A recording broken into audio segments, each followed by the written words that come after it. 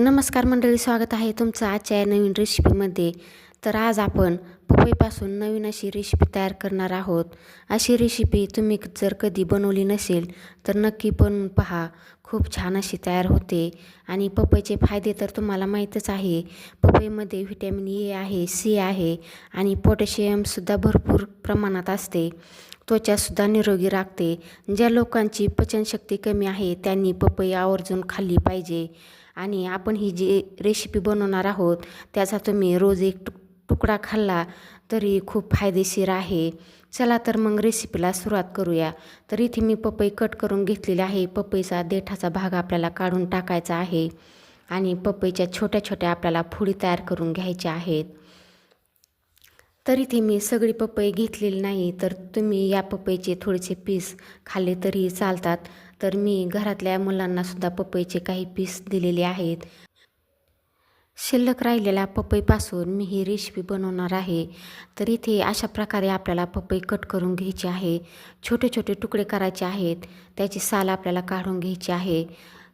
जशी तुम्हाला सोपी पद्धत वाटेल त्या पद्धतीने तुम्ही पपईची साल काढून घ्यायची आहे आणि अशा प्रकारे छोटे छोटे आपल्याला तुकडे तयार करून घ्यायचे आहेत. तर इथे मी पपईची साल काढून घेतलेली आहे. अशाच प्रकारे आपल्याला सगळे पपईचे फोडी तयार करून घ्यायचे आहेत. तर इथे तुम्ही पाहू शकता एवढ्या फोडी मी तयार करून घेतलेल्या आहेत आणि छोट्याल्या बनवलेल्या आहेत. आता या फोडी आपल्याला मिक्सरच्या भांड्यामध्ये टाकायच्या आहेत. इथे मी सगळ्या फोडी मिक्सरच्या भांड्यामध्ये टाकून घेतलेल्या आहेत. आता झाकण लावून बारीक अशी पेस्ट तयार करून घेऊ. तर इथे पाहू शकता छान अशी बारीक पेस्ट तयार करून घेतलेली आहे. या पेस्टमध्ये जर तुम्हाला वाटलं की पपईचे काही तुकडे राहिले आहेत तर तुम्ही ही पेस्ट पुरणाच्या चाळणीमधून गाळूनसुद्धा घेऊ शकता. तर इथे आपले पपईचे कुठेही यामध्ये तुकडे राहिलेले नाही. छान अशी पेस्ट तयार झालेली आहे. तर ही पेस्ट आपल्याला मोजून घ्यायची आहे. तर इथे मी एक फुलपात्र घेतलेलं आहे. तुम्ही जर जास्त प्रमाणात बनवत असाल तर कुठल्याही भांड्याने मोजून घेऊ शकता. तर इथे मी एक फुलपात्र भरून एवढी पेस्ट घेतलेली आहे आणि दुसरंसुद्धा फुलपात्र आपण पाहू किती भरतं आहे ते. तर इथे पाऊण फुलपात्र झालेलं आहे दुसरं. तर पाऊण 2 फुलपात्र झालेले आहेत. एक फूल आणि एक थोडंसं कमी आहे. तर इथे आपण पेस्ट मोजून घेतलेली आहे. तर ही पेस्ट एका बाउलमध्ये काढून घेऊ. मी ते बाउलमध्ये पेस्ट टाकलेली आहे. तर आता यामध्ये आपल्याला कॉर्नफ्लोअर टाकायचं आहे. जे मकाचं पीठ असतं ते पीठ मी ते अर्ध फुलपात्र घेतलेलं आहे. आता हे पीठ आपल्याला व्यवस्थित असं मिक्स करून घ्यायचं आहे. पीठ छान असं आपलं मिक्स करून झालेलं आहे. इथे तुम्ही पाहू शकता थोडासा आपल्या मिश्रणाचा कलर चेंज झालेला आहे. पण आपलं जे मिश्रण परफेक्ट तयार झाल्याच्यानंतर परत याला हाय तसा पपईचा कलर येणार आहे. चला तर मग पुढची तयारी करू. तर इथे मी गॅसवर कढई ठेवलेली आहे. नॉनस्टिकची कढई घेतलेली आहे. त्यामध्ये पाऊण वाटी एवढी मी साखर टाकलेली आहे. जेवढी साखर तेवढंच आपल्याला त्यामध्ये पाणी टाकायचं आहे. पाणी टाकल्यानंतर मिक्स करून घेऊ. इथे तुम्ही पाहू शकता साखर आपली विरघळलेली आहे.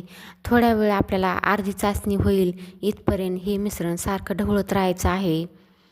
तर इथे आपल्याला चाचणी चेक करायची सुद्धा गरज नाही. अर्धवट चाचणी राहिली की त्यामध्ये आपल्याला पपईचं आपण जे मिश्रण बनवलेलं आहे ते टाकायचं आहे. तर एका हाताने मिश्रण टाकून दुसऱ्या हाताने आपल्याला सारखं ढवळत राहायचं आहे, जेणेकरून आपल्याला यामध्ये गाठी बनणार नाहीत. तर इथे सगळं मिश्रण मी टाकून घेतलेलं आहे. सारखं आपल्याला आता ढवळत राहायचं आहे. अजिबात कढईला सुद्धा मिश्रण लागणार नाही. सारखं ढवळत राहायचं आहे.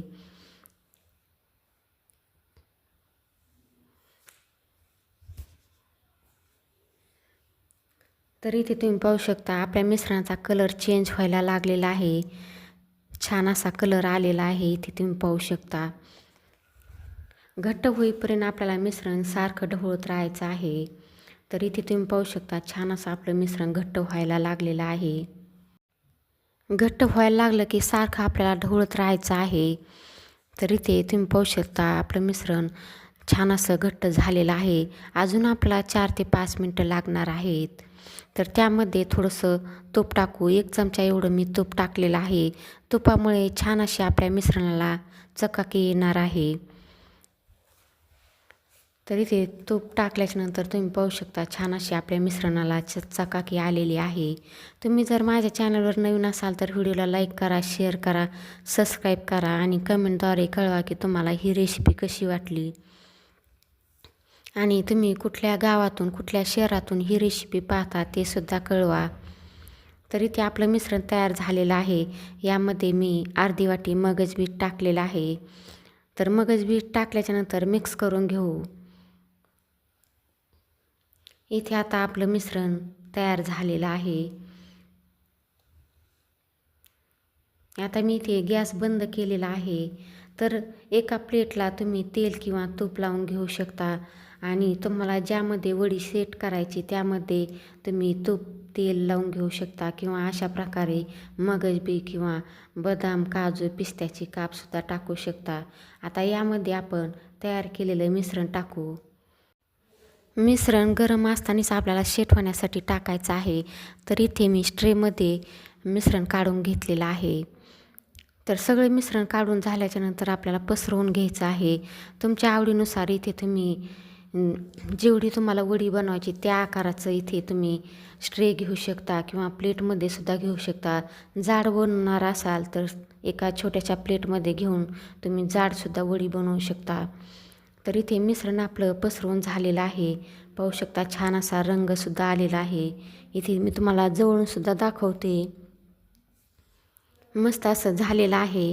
आता 2-3 तासानंतर मी तुम्हाला कटसुद्धा करून दाखवते. तर इथे 2-3 तासानंतर मिश्रण छान असं आपलं थंड झालेलं आहे. इथे मी तुम्हाला कट करून दाखवते.